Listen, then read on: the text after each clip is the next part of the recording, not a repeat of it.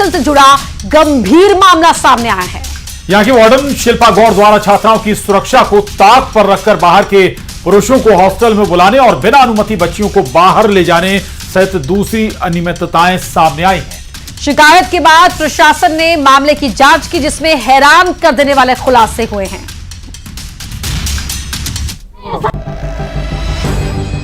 Girls छात्रावास में गंदी बात, छात्राओं ने खोली वार्डन की पोल। ये लड़कों के माथ पे भी खुलवाती है, ये लड़कों से धंधा करवाती है। जब खुली पोल तो हुआ बड़ा खुलासा। ये दोनों से मिलकर फिर पैसे देती इसको सरकार के पैसा देने के लिए, ये गरीब माँ बाप को पैसा देकर उनका मुंह बंद करवाती और ये मेडिकल कॉलेज में ये सफाई करवाती। ये ऐसा काम करते दोनों जन। इंदौर शहर से करीब 35 किलोमीटर दूर चोरल के आदिवासी कन्या छात्रावास से जुड़ा गंभीर मामला सामने आया है। हॉस्टल की छात्राओं ने वार्डन पर गंभीर आरोप लगाए हैं। छात्राओं की सुरक्षा को ताक पर रखकर बाहर के पुरुषों को हॉस्टल में बुलाया जाता था। पुरुष हॉस्टल में आकर करते थे शराबखोरी। पुरुषों के साथ जबरदस्ती खाना खाने का दबाव डाला जाता था। बच्चियों को खाने में नशीला पदार्थ देने के आरोप लगे हैं। सीसीटीवी कैमरे बंद कर देती थी वार्डन। बिना अनुमति बच्चियों को बाहर ले जाया जाता था। बिना अनुमति हॉस्टल से गायब रहती थी वार्डन। शिकायत करने पर छात्राओं को हॉस्टल से निकाला। 2 छात्राओं ने वार्डन की जिला प्रशासन से शिकायत की थी, जिसके बाद एसडीएम ने मामले की जांच की, जिसमें कई गंभीर लापरवाही सामने आई है। जांच के बाद कलेक्टर ने वार्डन को तत्काल प्रभाव से सस्पेंड कर दिया है। इस पूरे मामले को लेकर पूर्व मंत्री उषा ठाकुर ने कहा कि ये जघन्य अपराध है। चोरल छात्रावास में जो हुआ वो जघन्य अपराध है, अक्षम्य अपराध है। हम माननीय मुख्यमंत्री जी, माननीय विभागीय मंत्री जी से बात करके ऐसी गैर जिम्मेदार और अनैतिक महिलाओं को बर्खास्त कर देना चाहिए, क्योंकि ये जहाँ जाएंगी वहाँ गंदगी फैलाएंगी और इन्हें छात्रावास का प्रभार कभी किसी कीमत पर नहीं दिया जाना चाहिए। ये सबसे गंभीर और सबसे घृणित अपराध है साहब। देखिए, क्योंकि भारतीय जनता पार्टी बेटी बचाओ, बेटी पढ़ाओ, बेटी संस्कारित बनाओ की पक्षधर है। उधर आदिम जाति कल्याण मंत्री विजय शाह ने कहा कि मामले में जो भी आरोपी होगा उसे छोड़ा नहीं जाएगा। दोषियों के खिलाफ कड़ी से कड़ी कार्रवाई होगी। जो लोग इसमें दोषी होंगे, थोड़ी सी भी संलिप्तता पाई गई होगी, इन बच्चियों की पढ़ाई सुरक्षा हमारी नैतिक जवाबदारी है। छोटे से निलंबन से हम शांत नहीं बैठेंगे। पूरी नैतिकता से हम जवाबदारी स्वीकार करते हुए क्षेत्र संयोजक, मंडल संयोजक, परियोजना अधिकारी हम नोटिस जारी कर रहे हैं कि क्यों नहीं आपकी कार्य के प्रति लापरवाही और बच्चियों के साथ जिस तरीके से ये अभद्रता हुई है, हम आपको निलंबन कर दें और उनको जो भी उचित कार्रवाई होगी, अभी मैं माइक में नहीं बोल सकता, लेकिन हम छोड़ने वाले नहीं हैं। इस पूरे मामले को लेकर शासन से लेकर प्रशासन गंभीरता से जांच कर रहा है।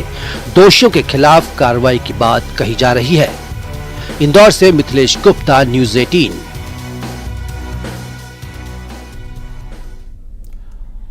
और इंदौर छात्रावास मामले में गड़बड़ी मामले में कांग्रेस ने बीजेपी पर निशाना साधा है। मामले की जांच की मांग की है। बीजेपी के आदिवासी प्रेम का असली चेहरा सामने आया है। वार्डन को सस्पेंड करने से मामला खत्म नहीं हो जाता, ये कह रही है कांग्रेस। तो वार्डन को सस्पेंड करने से बात नहीं बनेगी, बल्कि असली चेहरा बता दिया है इस पूरे मामले पर बीजेपी का। हालांकि ये जरूर इसमें कहा जाएगा कि आखिर जो वार्डन है उसका बीजेपी से क्या वाकई कोई संबंध है या नहीं। भाजपा की आदिवासियों के प्रति जो नफरत है वो बार बार उजागर होती है। दलितों के प्रति जो उनकी नफरत है वो बार बार उजागर होती है। कभी उनके चेहरे पर पेशाब कर दिया जाता है, और अभी आदिवासी छात्राओं के मामले में जिस प्रकार से छात्रावास में अनियमितताएं मिली हैं, पुरुषों का वहां प्रवेश है और ये जो तमाम चीज़ें हैं, मैं समझता हूं कि ये राजनीतिक संरक्षण के बिना कोई करने की हिम्मत और हिमाकत नहीं कर सकता है। तो इस विषय की जांच होनी चाहिए कि इसमें कौन सफ़ेद पोश शामिल है और केवल वार्डन को मोहरा बनाकर इसमें कार्रवाई में लीपापोती न की जाए, बल्कि मामले की तह में जाया जाए और उसके साथ जो है आदिवासी छात्राओं के साथ जो अत्याचार करने की कोशिश की गई है, जो नियमों कानूनों का उल्लंघन किया गया, उसमें प्रत्येक दोषी पर कड़ी से कड़ी कार्रवाई हो। इंदौर से मिथिलेश गुप्ता हमारे सहयोगी इसी खबर पर लाइव जुड़ रहे हैं हमारे साथ। मिथिलेश, गंभीर आरोप लगे हैं, खुद विधायक ने भी माना है कि यहां पर जो बच्चियों ने शिकायत की है वो ऐसा हुआ था घटनाक्रम। शुरुआती दौर की कार्रवाई की बात की जाए अगर पुलिस की, तो क्या कुछ कार्रवाई अब तक की गई है वार्डन को सस्पेंड करने के अलावा?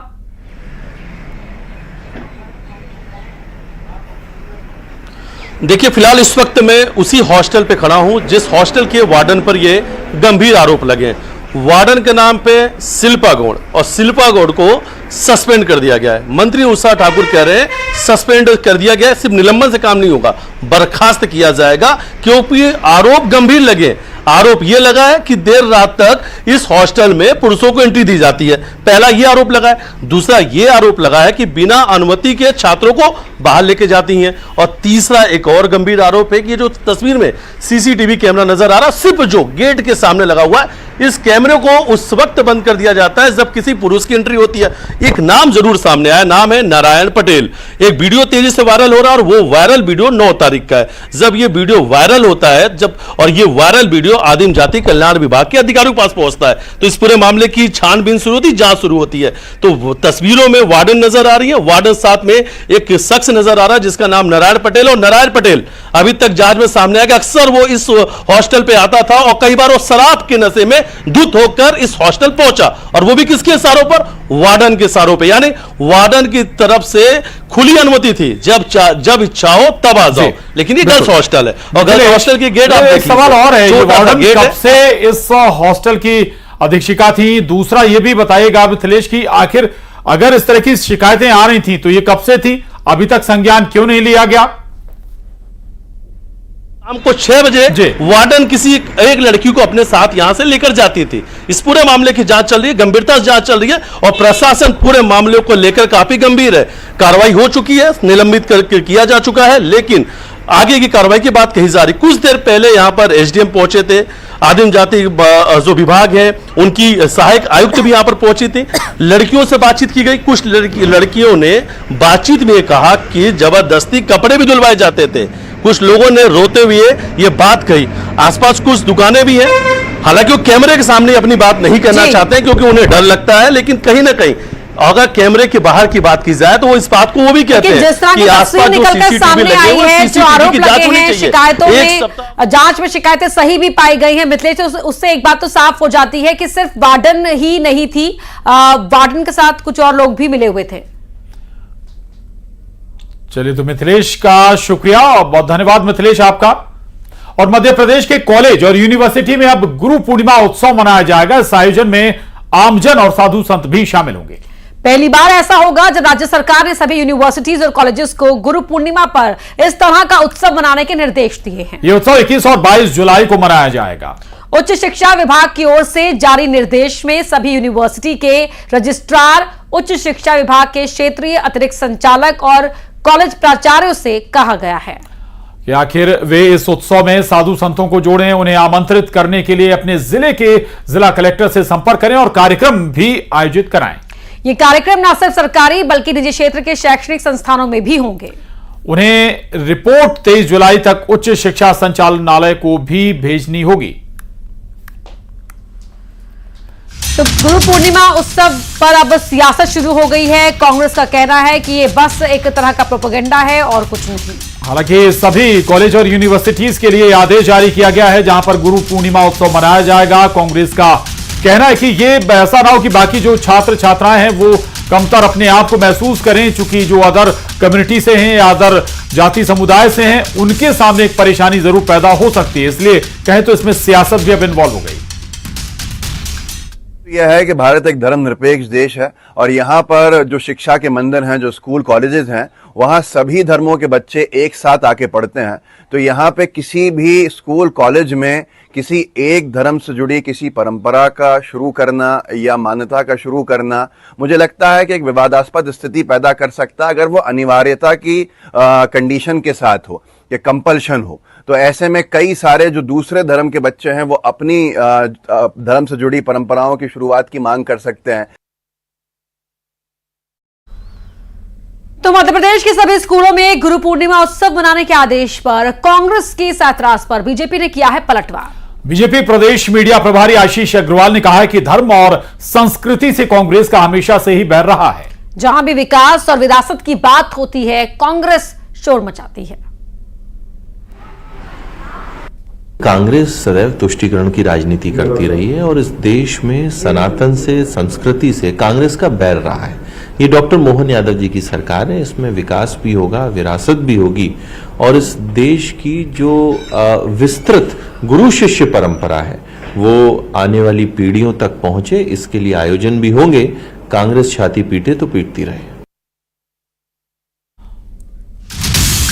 और अब बात एक बेहद खास योजना की, जहां मध्य प्रदेश की तर्ज पर लाडली बहना योजना तो खूब चर्चा में होती रही, लेकिन अब इसी की तर्ज पर महाराष्ट्र सरकार एक नई स्कीम लेकर आई है। एकनाथ शिंदे की सरकार लाडला भाई योजना शुरू करने जा रही है। महाराष्ट्र के मुख्यमंत्री एकनाथ शिंदे ने राज्य में यह नई स्कीम शुरू करने का ऐलान किया है। तो मुख्यमंत्री लाडली बहन के बाद लाडला भाई योजना की जानकारी देते हुए सीएम शिंदे ने बताया कि 12वीं पास करने वाले युवाओं को महाराष्ट्र की सरकार हर महीने 6,000 रुपए देगी। वहीं डिप्लोमा करने वाले युवाओं को 8,000 रुपए दिए जाएंगे। वहीं ग्रेजुएट युवाओं को 10,000 रुपए हर महीने के दिए जाएंगे। सीएम शिंदे ने इसके साथ ही कहा कि इस योजना के तहत सरकार राज्य के युवाओं को कारखानों में अप्रेंटिस करने के लिए पैसे देने जा रही है। इससे वो कुशल होंगे। इतिहास में पहली बार किसी सरकार ने ऐसी योजना पेश की है। इस योजना के माध्यम से शिंदे सरकार ने बेरोजगारी का समाधान ढूंढ लिया है। तो इस योजना के माध्यम से युवा अन्य कारखानों में अनुभव और कुशलता हासिल करेंगे। अब महाराष्ट्र सरकार उन्हें बेरोजगारी से उबारने के लिए वजीफा देने जा रही है। बता दें कि महाराष्ट्र सरकार हाल ही में लाडली बहना योजना लाई थी, जिसके तहत 21 साल से 60 साल के बीच की सभी पात्र महिलाओं को हर महीने 1,500 रुपए की आर्थिक मदद दी जाती है। आपल्या सरकारने यावेळेस मुख्यमंत्री माझी लाडकी बहीण योजना सुरू केली। 1,500 रुपये महिन्याला, 18,000 रुपये वर्षाला त्याच्या खात्यामध्ये जमा होणार। 3 गॅस सिलेंडर वर्षातून मोफत आपण त्यांना देणार, अशा प्रकारची योजना आपण सुरू केली आहे। काही लोक म्हणाले लाडकी बहीण तर केलं, लाडका भावाचं काय? मग लाडका भावाचं पण केलं। आता जो 12वी झाला आहे त्याला 6,000, डिप्लोमा झाला आहे त्याला 8,000, डिग्री झाला आहे त्याला 10,000 रुपये महिन्याला। आणि त्याच्यामध्ये तो वर्षभर त्या कारखान्यात अप्रेंटिसशिप करेल, त्याला तिथे नोकरी लागेल आणि ट्रेंड असं अतिशय स्किल्ड मॅनपॉवर आपल्या उद्योजकांना मिळेल। आणि म्हणून ते पैसे जे आहे हे सरकार भरणार आहे अप्रेंटिसशिपचे। इतिहासात पहिल्यांदा अशा प्रकारची योजना आपण सुरू केलेली आहे। लोक म्हणाले काय बेरोजगारी बेरोजगारी, मग त्याच्यावर उपाय आपण हा काढला की का उद्योग जे आहेत, कारखाने आहेत, त्याच्यामध्ये अप्रेंटिसशिप तो करेल आणि त्याचं स्टाइपेंड जे आहे ते सरकार भरेल। अब बात करते हैं दबंगई की। मुरैना जिले की जौरा जनपद में बैठक हुई और इस बैठक में जनपद अध्यक्ष के पति की दबंगई देखने को मिली। जनपद सदस्यों को डराने और धमकाने के लिए बैठक में बंदूकधारी नजर आए। जब सदस्यों ने बैठक में भ्रष्टाचार के आरोप लगाए तो बवाल हो गया।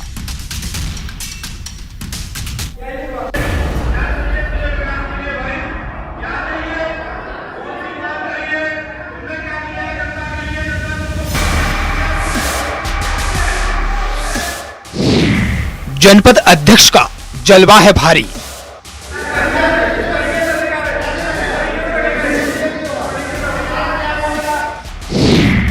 हथियारों के साए में जनपद की बैठक।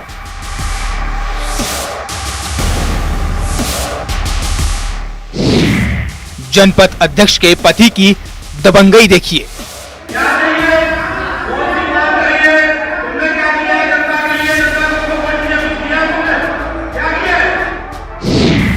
जनपद सदस्यों ने लगाए गंभीर आरोप।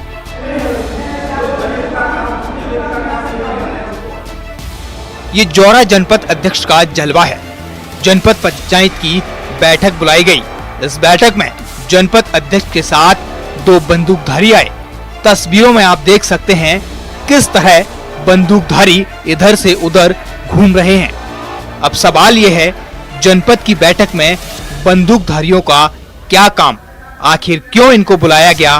क्या जनपद अध्यक्ष की जान को खतरा है या फिर ये डराने और धमकाने की कोशिश है? अब आप मंच पर बैठे लोगों को भी देखिए। जनपद अध्यक्ष हैं, सीईओ हैं। अध्यक्ष के बाईं तरफ सफेद कपड़ों में बैठा ये शख्स कौन है जो जनपद पंचायत की बैठक में मंच पर बैठा है? जी हाँ, ये शख्स जनपद अध्यक्ष का पति है जो दबंगई दिखा रहा है।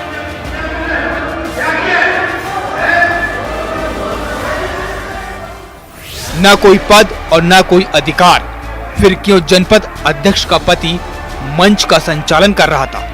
प्रशासन के अधिकारी थे लेकिन किसी ने रोका तक नहीं। यह है दबंगई का उदाहरण। जनपद पंचायत की बैठक में अध्यक्ष के पति का क्या काम, और वो भी मंच पर बैठाया गया। जब जनपद सदस्यों ने बैठक के दौरान अध्यक्ष पर विकास कार्यों को लेकर सवाल जवाब किए तो अध्यक्ष कुछ नहीं बोल पाए, लेकिन पति ने दबंगई दिखाते हुए सदस्यों को चुप करा दिया। यही नहीं, जब एक सदस्य बोलता रहा तो पास खड़े बंदूकधारी ने उसे चुप करा दिया और एक तरफ बैठा दिया।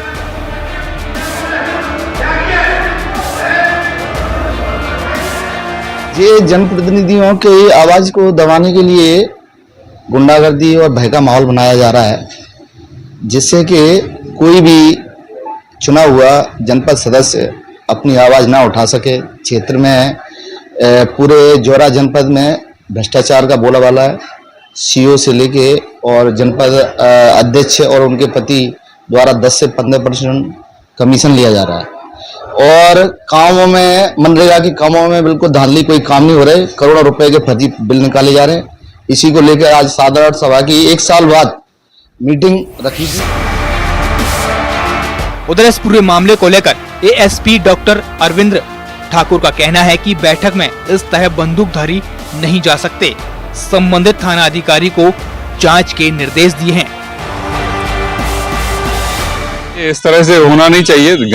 कोई व्यक्ति अपने साथ में लाइसेंसधारी गनर रख सकता है, उसमें किसी को कोई आपत्ति नहीं है। पर जो बैठक है जिस तरीके से होना चाहिए, क्योंकि वो एक संवैधानिक पद पर बैठे हुए हैं, राजनेता हैं और दादागिरी वाली जैसी स्थिति मेरे हिसाब से। लेकिन चूंकि मामला मेरे संज्ञान में नहीं है, थाना प्रभारी से एक बार बात करेंगे, उनको बता देंगे। अगर कुछ इस तरह से कुछ हुआ है तो आगे कार्रवाई होगी। फिलहाल जनपद पंचायत की बैठक के बाद अध्यक्ष के दबंग पति की शिकायत कलेक्टर से करने की बात जनपद सदस्यों ने की है। मुरैना से अमित शर्मा, न्यूज़ 18। और कांकेर से बड़ी खबर इस वक्त, जहां सुकमा में पुलिस और नक्सलियों के बीच एक बड़ी मुठभेड़ चल रही है। छिनबट्टी के जंगलों में ये मुठभेड़ जारी है, जिसमें 2 जवानों के घायल होने की खबर मिल रही है। तो छत्तीसगढ़ महाराष्ट्र सीमा पर यह मुठभेड़ बताई जा रही कि चल रही है। और दरअसल लगातार अब जो सुरक्षा बल है वो नक्सलियों की घेराबंदी कर रहे हैं। लगातार एंटी नक्सल ऑपरेशन चलाए जा रहे हैं और उसी मद्देनजर ये महत्वपूर्ण इस वक्त जानकारी निकल कर आ रही है मुठभेड़ की, जहां नक्सलियों को घेरा गया है। नक्सलियों और सुरक्षा बलों के बीच इस वक्त मुठभेड़ जारी है। छत्तीसगढ़ महाराष्ट्र बॉर्डर पर यह मुठभेड़ जारी है। खेम नारायण शर्मा हमारे सहयोगी हमारे साथ जुड़ गए हैं। खेम नारायण शर्मा, अभी क्या अपडेट है?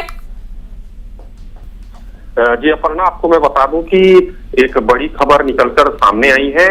छत्तीसगढ़ और महाराष्ट्र जो सीमा क्षेत्र है वहां पर पुलिस और नक्सलियों के बीच जो है रुक कर जो है वहां पर मुठभेड़ चल रही है। और ये मुठभेड़ जो है महाराष्ट्र राज्य के जो है छिनभट्टी गांव के पास चल रहा है। और इसमें जो है मुठभेड़ के दौरान जो है 2 जवानों के घायल होने की जो है खबर निकलकर सामने आई है और घायल जवानों को जो है छत्तीसगढ़ के बांदे लाया गया है और बांदे से उनको हेलीकॉप्टर के लिए बेहतर इलाज के लिए जो है महाराष्ट्र ले जाया जाएगा। और आपको बता दूं कि ये जो जंगल है ये पूरा अबूझमाड़ का जंगल है और चारों तरफ से जो है इस समय जो जवान है वो नक्सलियों को घेरे रखे हुए हैं और बीच बीच पर समय समय में जो है ये मुठभेड़ निकलकर सामने आती है, जिसमें कभी नक्सलियों के मारे जाने की भी खबर निकल कर आती है और लगातार जो है जवानों को इन मुठभेड़ों में सफलता भी मिल रही है। बिल्कुल खीर नारायण, इसमें केवल छत्तीसगढ़ के सुरक्षा बल या पुलिस इन्वॉल्व है या फिर महाराष्ट्र से भी कोई कोऑर्डिनेशन है?